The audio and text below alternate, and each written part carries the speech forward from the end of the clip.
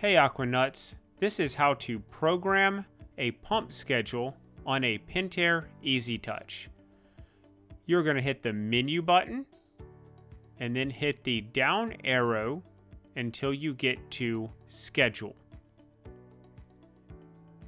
You are going to hit the select button and then hit the down button one time to pull. Hit the select button. Here, we have no schedules programmed yet. To do that, we are going to hit the up arrow to New.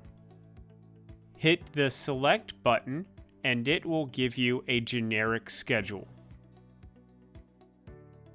We are going to hit the Select button 2 times to get down to the Start Hour, and then change the start time using the arrows to suit your needs.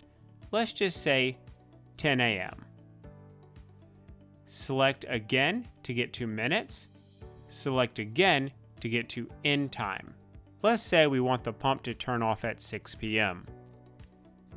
Select again to get to minutes. Select to days. We are going to let this time run for 7 days a week. An important note here, to save your work, you need to hit the select button. Hit the menu button to back out, and you're done. Thanks for watching.